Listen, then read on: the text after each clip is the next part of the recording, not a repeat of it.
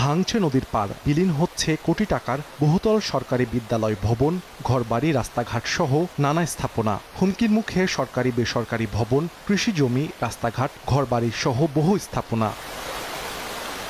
মানিকগঞ্জে নদ নদীর পানি বৃদ্ধির সঙ্গে সঙ্গে শুরু হয়েছে ভাঙন। শেষ সম্বলটুকু নিয়ে আতঙ্কে দিন কাটছে নদীপাড়ের বাসিন্দাদের। তাদের দাবি, দীর্ঘদিন ধরে ভাঙনের শিকার হলেও টেকসই ও স্থায়ী কোনো ব্যবস্থা না থাকায় বারবারই নদীতে হারাতে হচ্ছে ঘরবাড়ি, রাস্তাঘাট সহ নানা স্থাপনা। ভাঙনের চোটে আমরা থাকতে পারতেছি না, জমি সবই নদীতে চলে গেছে। প্রচুর ভাঙা, কিন্তু বেশি ভাঙছে। নদী ছিল ভাগে, এখন আমার বাড়ি নদীতে যায়। 2 ডিসেম্বর 3 ডিসেম্বর জমি নিয়ে বাড়ি করছি, সে বাড়িগুলি এখন নদীতে চলে যেতেছে। সামান্য একটু জায়গায় আশ্রয় নিয়েছি, তারপরে নদী ভাঙতেছে। থাকা খুব কষ্ট। এই স্কুলটা আমার ভরসা। ভালোভাবে সুব্যবস্থা দেখে এটা ভাঙান থামানোর ব্যবস্থা করে। কিছু ফেলানোর পরে যখন ভাঙন শেষ হয়ে চলে যায়, তো এটা স্থায়ী কোনো সমাধান পাচ্ছি না আমরা। বর্ষা মৌসুম আসলেই সবসময় চিন্তায় থাকি। পানি উন্নয়ন বোর্ডের শীর্ষ কর্মকর্তা বলছেন, পদ্মা, যমুনার বাম তীর সহ জেলার অভ্যন্তরীণ নদ নদীর 60টি স্থান ভাঙন ঝুঁকিতে রয়েছে। সেগুলো রক্ষায় 14,000 জিও ব্যাগের মাধ্যমে আপৎকালীন ভাঙন রক্ষায় কাজ শুরু করা হয়েছে।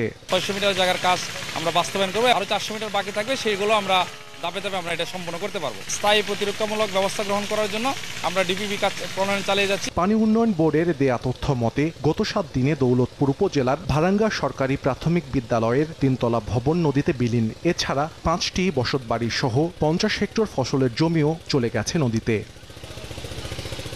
সময় সংবাদ, মানিকগঞ্জ।